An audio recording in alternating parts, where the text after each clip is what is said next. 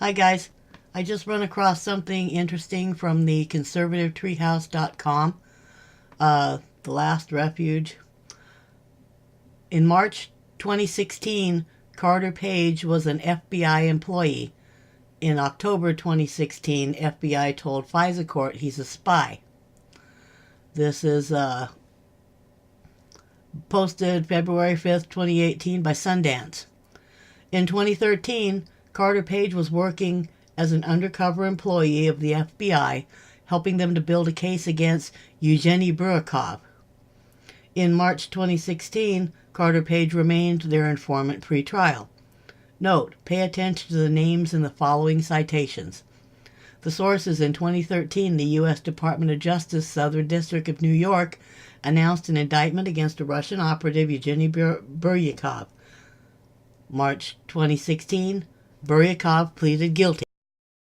Another name we're familiar with, Preet Bharara, the United States Attorney for the Southern District of New York, and John P. Carlin, Assistant Attorney General of National Security, announced that Yevgeny Buryakov, a.k.a. Xenia, pled guilty today to conspiring to act in the United States as an agent of the Russian Federation without providing prior notice to the Attorney General. The FBI obtained the recordings after Sporyushev attempted to recruit an FBI undercover employee who was posing as an analyst from a New York-based energy company. In response to requests from Sporyushev, UCE1 provided Sporyushev with binders containing purported industry analysis written by UCE1 and supporting documentation relating to UCE1's reports, as well as covertly placed recording devices. Okay, I'm not sure what all that means, but Reuters published an article here based on the ongoing court case, going into detail about the records. The FBI eavesdropped on meetings involving Russian intelligence personnel in New York City, including a suspected spy posing as a trade representative, by hiding orders in binders containing supposedly confidential information about the energy sector. They go on here about hours of covert recordings, more meetings, and in April of 2017, writing a story about Carter Page, who, as we all know, is the guy that Mueller thinks is such a big deal that he's trying to prosecute and make Trump look bad and tie Trump to the Russians, right? Carter Page. In trying to enhance and affirm the Russian narrative, they outlined Page's connections to the Trump campaign.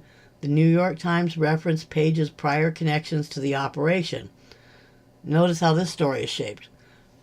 Russian intelligence operatives tried in 2013 to recruit an American businessman, an eventual foreign policy advisor to the Trump campaign, who is now part of an FBI investigation into Russia's interference into the American election, which we know didn't happen.